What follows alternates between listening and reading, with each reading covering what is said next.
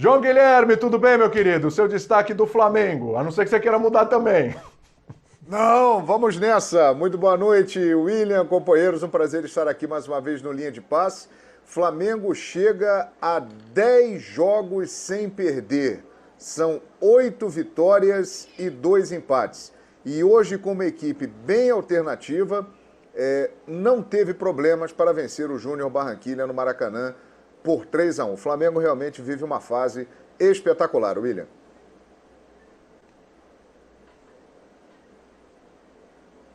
Muito bem, vamos abrir então com essa vitória do Flamengo, 3-1, como eu disse, 15 pontos, 5 vitórias, apenas uma derrota, aquela derrota para o Independente Del Valle, mas da qual o Flamengo já se recuperou, né? Eu te pergunto, Mauro, no começo do ano a gente dizia o seguinte, com as contratações, né, do Flamengo, com a chegada de novos jogadores e tudo, pô, esse elenco tá ainda mais forte.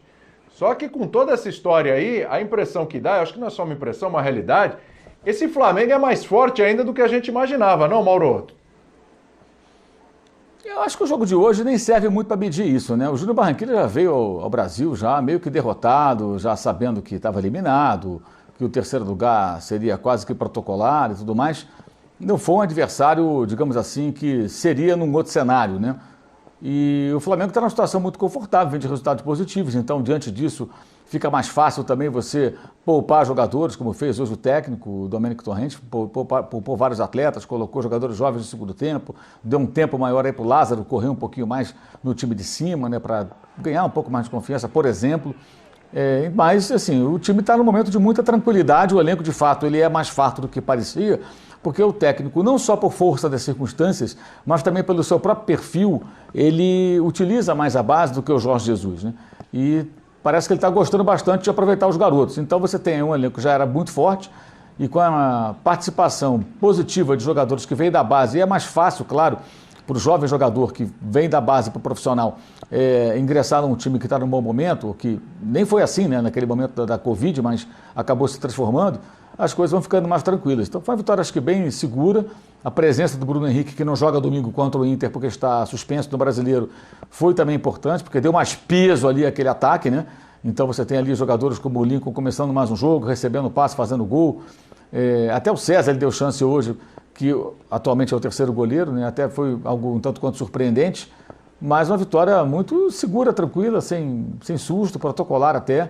Tomou um golzinho para variar, que é um problema que o Flamengo tem, a defesa tem altos e baixos ainda, já teve bons jogos, mas em alguns momentos ela ainda erra, né, mais do que deveria, e no final ainda teve esse gol de cabeça do Bruno Henrique para o Flamengo fechar com uma vitória bem tranquila, segura, termina o grupo em primeiro. Para quem tomou de 5-0, né, não faz muito tempo, ficou aí numa situação até de um certo risco, porque o Júnior Barranquilla vencia, né, jogos daquele momento ali, depois ganhou do Del Valle. Acaba sendo um final de fase de grupos muito seguro, muito tranquilo do Flamengo, classificando sem maiores dificuldades, sem maiores problemas. E com uma campanha melhor do que a do ano passado, né? Bem lembrado, Mauro, é verdade, inclusive uma campanha melhor do que do ano passado. Ô João, me diz uma coisa, esse Flamengo agora, a gente falava da chegada do Dome, tudo que ele ia ter que implantar, o estilo dele de jogo, etc., das diferenças e tudo que o Flamengo já passou, que a gente falou aqui 1000 vezes. Tá pronto o Flamengo para esse desafio que é o mata-mata da Libertadores, que são os confrontos pelo Campeonato Brasileiro, vai ter o Inter aí no próximo final de semana, lá no dia 7 de novembro, que não está tão longe assim, se a gente parar para pensar, tem o Atlético Mineiro, são os confrontos na parte de cima da tabela, por tudo que já passou, tá pronto? Olha, o Flamengo não diria que está pronto exatamente por causa de ajustes que todo time precisa fazer, e principalmente no setor defensivo. Agora, está cada vez mais claro que a filosofia de trabalho do Domênico foi assimilada pelo grupo. Hoje o Flamengo teve uma equipe muito diferente da que vinha jogando, foi uma equipe alternativa mesmo. Ele poupou aqueles jogadores que ele conta para o jogo de domingo, decisivo no Beira-Rio contra o Internacional, e deu muita oportunidade, rodou o elenco. No segundo tempo trouxe para o jogo 2 jovens, o João Gomes e o Lázaro. O João Gomes teve uma boa participação, mostrou muita personalidade. O Lázaro, que é muito talentoso, ainda mais tímido. Mas o Flamengo, depois daquela derrota para o Independiente Del Valle 5-0, realmente ele se fortaleceu. Como eu disse no destaque, são 10 partidas sem perder, 8 vitórias e apenas 2 empates contra o Palmeiras e contra o Bragantino. Pronto, William, não dá para dizer que está completamente. Faltam ajustes, principalmente no sistema defensivo. Agora que o Flamengo está muito forte e tem condições de encarar as 3 frentes que vêm por aí, tem e pode realmente ter uma sequência muito marcante. Sim. Ô Jean, é curioso porque até os times estão na parte de cima da tabela, vira e mexe, você vê não uma reclamação, mas pedidos, né? Caramba, falta um cara ali na frente, falta aquele centroavante, falta um lateral, falta alguém para ajustar aqui, o pessoal da base não está pronto ainda e tudo. Sempre está faltando alguma coisa nesses times. É curioso que você olha o Flamengo, é o Flamengo que, assim, não precisa contratar ninguém mais, nem se manter esse time pro ano que vem e tal, etc. Parece que é um time que não precisa de mais peças, hein, ô Jean? É impressionante. É verdade, William, mas assim, acho que essa impressão a gente sempre teve, né? A questão é que o Flamengo acabou tendo um monte de imprevistos, acabou perdendo um monte de jogador e aí precisou contar com garotos da base, que era algo inimaginável, né? Se a gente olhasse para o elenco do Flamengo no começo da temporada, para as contratações que a diretoria fez, você ia achar um time completíssimo com 22 jogadores, 2 para cada posição. Talvez a discussão da lateral direita, né? Mas mesmo em relação à lateral direita, quando os meninos já mostravam ali no Campeonato Carioca que podiam dar conta, mesmo depois da saída do Rafinha, a diretoria foi rápida e trouxe o Isla, que se encaixou muito bem no time. Então, acho que em momento algum a gente achou que o Flamengo precisaria contratar alguém. Só que o Flamengo acabou perdendo um monte de gente por várias questões, por seleção, como já se sabia que ia acontecer, e acho que até por isso a diretoria contratou tanto.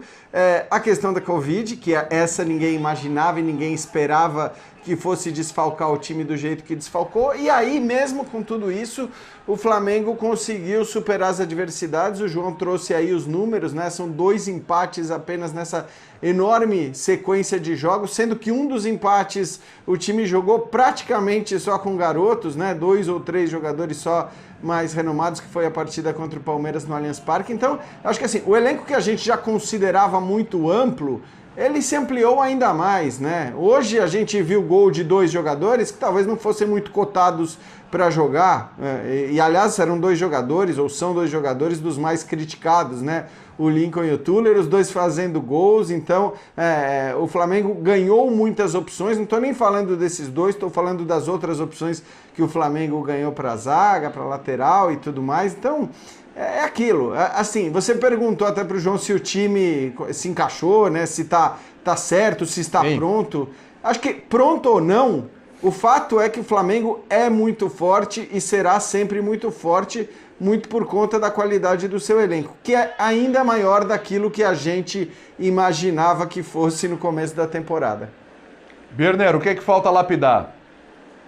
Eu acho que falta bastante coisa ainda. É mesmo? Vamos lá. Como disse o João, a jogada aérea defensiva, precisa treinar. Dá para acelerar o jogo em alguns momentos, aumentar a velocidade das partidas, do jeito que o Flamengo joga. Dá para criar mais opções, porque o elenco é extremamente farto. Só que tudo isso depende de treinamento, coisa que o Flamengo mal consegue fazer. Então eu diria que o Flamengo está muito bem encaminhado. Você perguntar qual é a melhor equipe que jogou o melhor futebol nessa primeira fase da Libertadores? Até agora o River Plate. Isso significa que o River é o grande candidato ao título? Não. Até porque o mata-mata, quando a gente começa com as oitavas de finais, é um outro campeonato. A gente já viu equipes, por exemplo, terem a pior campanha e ganharem a mata-mata de Libertadores. A gente já viu equipes terminarem em primeiro lugar e sucumbirem rapidamente também. Então isso não significa nada. Eu vejo o Flamengo com o melhor elenco, acho que o Flamengo é um time em evolução. E o que me chama a atenção hoje, fiquei refletindo durante o jogo, porque o jogo foi fácil no primeiro tempo para o Flamengo, no segundo tempo também não foi tão difícil assim. Como o trabalho inteiro do futebol do Flamengo facilita a evolução dos atletas mais jovens. Porque se esse time que entrou em campo hoje fosse o único time que o Flamengo tem, fosse o time principal, e precisasse ganhar essa partida, o jogo era completamente diferente. Mas como o Flamengo é muito forte de elenco, né, e tem vários jogadores já estabelecidos, os jogadores que vão entrando, eles têm muito mais tranquilidade para irem ganhando cancha. Jogaram uma partida de Libertadores contra um time que, se não é brilhante, Não é um time desastre, não é um desastre, é um time que pode brigar, por exemplo, pelo título da Sul-Americana. Mesmo assim, o jogo ficou fácil, em boa parte do tempo. Porque o trabalho do departamento do futebol no todo facilita para os jovens. Se fosse numa condição diferente, esses jogadores teriam muito mais dificuldades para se firmarem. Eu acho que esse é o grande recado que o jogo de hoje deixou positivo para o Flamengo. Quando começarem as oitavas de final, aí é um outro campeonato. Agora o Domi começa a ter um pouco mais de tempo para treinar. E eu acredito que a equipe que já está bem, já é uma candidata ao título, vai se fortalecer ainda mais. Ô Mauro, o Birner falou aí, citou o River Plate, né? Foi a decisão aí do ano passado. O Flamengo hoje é um time que ele tem mais margem de evolução, né, para evoluir, do que o próprio River Plate, ou não? Sim, porque o Flamengo se reforçou para esse ano. O River Plate tem tido baixas, né?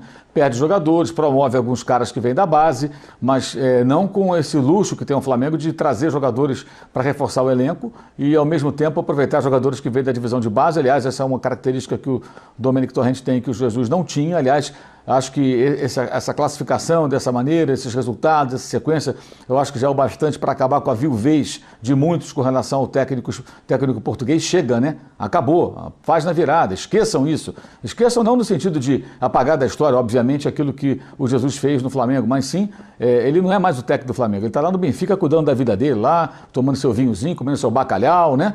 E cuidando da vida dele, da Liga Europa, que o espera ansiosamente também, porque Champions ele não vai jogar, né? Porque parece que o cara é imbatível. Ele é sensacional, mas não é o Superman dos técnicos, isso não existe. O Flamengo tem que seguir a vida dele e pararem de encher o saco do técnico que está fazendo o trabalho dele e sendo muitas vezes perseguido, né? Hoje é quarta-feira, há 6 dias, nesse horário, tinha gente descendo o porrete do Domenico Torrente, porque o Flamengo empatou com o Red Bull Bragantino, jogando 48 horas depois da partida contra o Goiás, o que foi uma grande covardia, distorções com relação à interpretação do tal jogo posicional, né? Porque engessa, faz isso, faz aquilo, quer dizer, uma tremenda má vontade com o Domenico Torrente, e eu acho que isso vai aos poucos acabando. O Jesus foi fantástico, está na história do clube, mas a página está virada, e o Flamengo tem que seguir em frente. Eu acho que já fica mais claro que o time funciona, de fato, independentemente da escalação, com esse conceito dos 2 pontas bem abertos. Hoje, de novo, o Bruno Henrique e o Michael, o time já tem mais uma reação automática no sentido de perder a bola e tentar recuperar, que é o famoso perde e pressiona da moda. Enfim, tem uma série de questões ali, de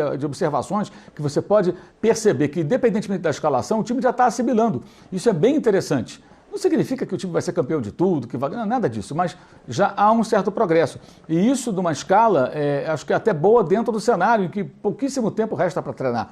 Ele não tem muito tempo para isso. Hoje, por exemplo, se ele poupou jogadores que são titulares, como Pedro e Gerson, ele não pode tirar o dia para treinar esses caras, porque eles foram relacionados, concentrados e ficaram no banco de reservas. Então, você poupa o jogador no sentido de não tê-lo tendo o desgaste do jogo, né? Para fazer a recuperação no dia seguinte e tal. Mas você não pode treinar o cara, porque o cara vai jogar hoje, de repente, vai ficar no banco. Então não é o cenário ideal. É claro, todos os times estão vivendo isso, mas no caso do Flamengo, do seu treinador, numa escala bem mais pesada pelo que aconteceu na semana passada, nos 8 dias com 4 jogos. Então acho que já vai evoluindo, o time vai estar bem mais inteiro, o que tudo indica, domingo contra o Internacional, que joga só na quinta-feira, ou seja, o Inter vai ter um período menor e joga fora de casa.